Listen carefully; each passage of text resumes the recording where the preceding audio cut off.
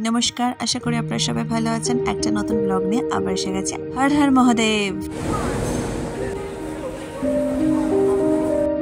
আমাদের যেখানে 3:50 মিনিটে পৌঁছানোর কথা সেখানে অলরেডি আমরা এখন 3 ঘন্টা লেটে চলছি।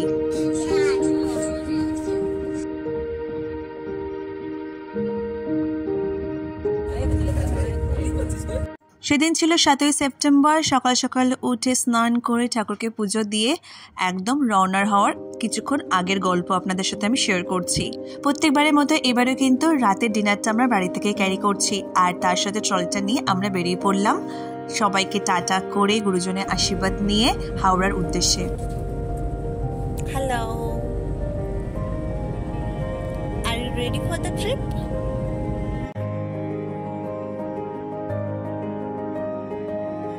সময় এখন ঠিক 11:22 আর আমরা কিন্তু অলমোস্ট হাওড়া স্টেশনের কাছাকাছি এসে গেছি। আমরা 10:30 নাগাদ গাড়িতে উঠেছিলাম, আর দেখুন ঠিক 1 ঘন্টার মধ্যে কিন্তু পৌঁছে গেলাম হাওড়া স্টেশনে। আমরা এখন আছি হাওড়া স্টেশনে। এখন বাজে হচ্ছে 11:40। দিনটা ছিল রোববার, তাও কিন্তু ছিল ভীষণ ভিড়।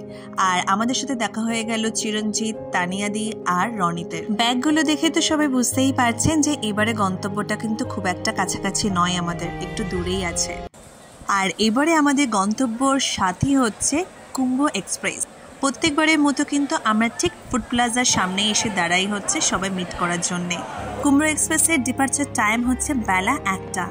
আর আমরা ঠিক দূর থেকে লক্ষ্য করে নিলাম যে 11 নম্বর প্ল্যাটফর্মে কিন্তু আমাদের কুম্ভ এক্সপ্রেস অলরেডি দিয়ে দিয়েছে। সেই পথে কিন্তু আমরা হাঁটা লাগালাম। আমাদের যেতে হবে B1-এ। আমাদের সিট পড়েছে B1-এই সবার। কুম্ভ এক্সপ্রেসে আমাদের হচ্ছে 3rd AC আমরা বুক করেছিলাম। 3rd ACর ফেয়ার হচ্ছে per head 1770 rupees without GST। আমার প্রত্যেকটা ট্রাভেল ব্লগের মতো এবারও কিন্তু তোমরা সবকিছু ডিটেলস পেয়ে যাবে আমার কাছ থেকে আমার ট্রাভেল ব্লগের।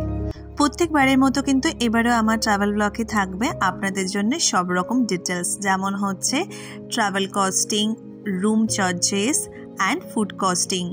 প্রত্যেকবারের লাকের মতো কিন্তু এবার কিন্তু আমরা ততটা ভালো সিট পাইনি। সবগুলোই পেয়েছি আপার, আর একটা পেয়েছিলাম মিডল। তো আমাদের একটু অসুবিধা হয়েছেই বটে বসা, অ্যারেঞ্জমেন্ট সব কিছু করার। সেই সব তোয়াক্কা না করেই কিন্তু রনিত বসে পড়লো খাওয়ার আয়োজন করতে। ঘড়িতে বাজে 1টা, আর অলরেডি ছেড়ে দিয়েছে আমাদের ট্রেন। রনিত এখানে এখন নিজের ব্যাগ খুলে বার করতে শুরু করেছে নিজের গ্রসারি আইটেম। আর গ্রসারি আইটেমের মধ্যে ফার্স্টেই চলে এলো বিস্কিট আর হলদিরামের চানাচুর। আর তারপরে IRCTC থেকে আমরা কিনে নিলাম 1 কাপ চা, লিকার টি। অনেকদিন পর বন্ধুদের সাথে দেখা, গল্প আর চায়ে সব মত্ত হয়ে আমরা কিছুটা এগিয়ে গেলাম দুপুর 3টের দিকে। বেলা 3টে নাগাদ আমরা অর্ডার দিয়ে দিলাম একটা করে পিৎজা। বুঝতেই পারছো ট্রেনের সিটটা চেঞ্জ হয়ে গেল। আমরা এখন অন্য সিটে এসে বসে, যেই সিটটা খালি আছে সেই সিটে এসে বসে আমরা আমাদের লাঞ্চটা কমপ্লিট করে নিলাম। আর পিৎজাটা কিন্তু খুব ভালোই ছিল। কুম্ভ এক্সপ্রেসের কাজ শুরু করে দিয়েছে, আর আমরা শুরু করে দিয়েছি খাওয়া দাওয়া। তারপর শেষ পাতে মিষ্টিমুখ করার জন্য আমার হাতে চলে এলো সোনপাপড়ি, আর চিরু শুরু করে গেল আমার আনা কেক খেতে। বিকেল প্রায় 5টা ছুঁই, আর আমি বসে আছি জানলার ধারে, এই সৌন্দর্য উপভোগ করছি।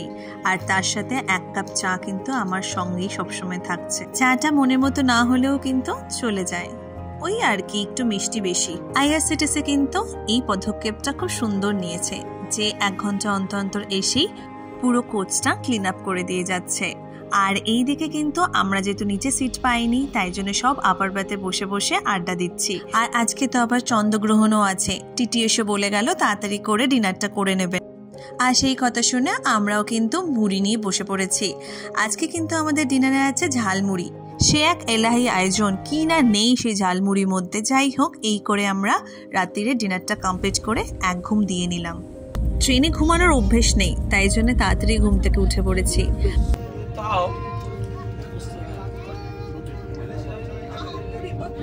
আর আবারও IRCTC থেকে 1 কাপ চা খেয়ে নিলাম। তারপর ব্রাউন ব্রেডে একটু বাটার মাখিয়ে নিজেদের মতো করে টোস্ট বানিয়ে খেলাম। ব্রেড, বাটার এগুলো তো হচ্ছে রনিতি নিয়ে এসেছিল। আর গরম গরম এগগুলো আমরা IRCTC ক্যান্টিন থেকে আমরা অর্ডার দিয়েছিলাম। আর পার এগ কস্টিং হচ্ছে 15 রুপিস করে। এই ছিল আমাদের ব্রেকফাস্টের গল্প কুম্ভ এক্সপ্রেসে। কুম্ভ এক্সপ্রেস করে কিন্তু আমরা হরিদ্বার যাচ্ছি। এই টোটাল ডিস্টেন্সটা হচ্ছে 1505 কিলোমিটার। এখনো অবধি কিন্তু আমাদের রাইট টাইমই চলছে, গাড়ি রাইট টাইমেই চলছে, অনলি 10 মিনিটস লেটে চলছে, তো অসুবিধা নেই। আমরা পিএনআর দিয়ে আইআরসিটিসি থেকে অনলাইন ফুড অর্ডার করেছি। রেস্টুরেন্টটার নাম ছিল দ্য রয়্যাল প্লেস। ওরা কিন্তু আমাদের পুরো একদম কোচে এসে দিয়ে গেছে আমাদের ফুড। নন ভেজে যেমন চিকেন থালি থাকে বা এগ থালি থাকে, আর ভেজে যেমন পনির থালি থাকে সেরকমই। নন ভেজে হচ্ছে চিকেন থালির দাম ছিল হচ্ছে 209 টাকা, আর পনির থালিটা ছিল হচ্ছে ওই 197 টাকা। লাঞ্চ তো করা হলো, এবার হচ্ছে ল্যাদ খাওয়ার সময়। ওই যে চিরু চলে গেছে, হাই তোর উঠছে, এবার একটু ঘুমিয়ে নেবে, আর আমরা হচ্ছে কিছুক্ষণ রেস্ট নিয়ে নিলাম। গল্প করতে করতে কিন্তু ট্রেন স্ট্যাটাসটাও কিন্তু আমরা দেখতে ভুলছি না। আর দেখতে গিয়েই দেখলাম যে অলরেডি 3 ঘন্টা লেটে চলছে কুম্ভ এক্সপ্রেস। 24টা ঘন্টা কাটিয়ে এখন প্রায় 30টা ঘন্টা কাছাকাছি। এতক্ষণ ট্রেনে থাকা খুবই দুষ্কর জানো। কতই আর গল্প করবো আর কতই আর খাওয়া দাওয়া করে টাইম কাটাবো। আমরা এখন ঠিক হরিদ্বারে একটা স্টেশন আগে আছি, এখানে দাঁড়িয়েছে কিছুক্ষণের জন্য।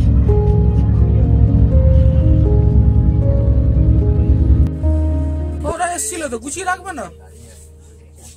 গরম গরম পেঁয়াজ পকোড়া হে।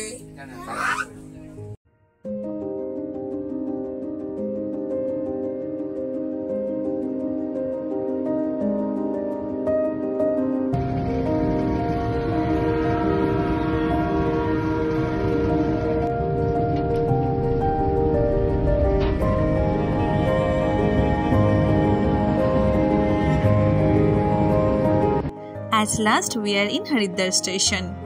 অনেক অবসর পেরিয়ে এখন আমরা চলে এসেছি হরিদ্বার স্টেশনে। ঘড়িতে বাজে এখন প্রায় 6:30, আর আমরা এবার নেমে পড়ছি সব ব্যাগপত্র নিয়ে হরিদ্বার স্টেশনে। হর হর মহাদেব।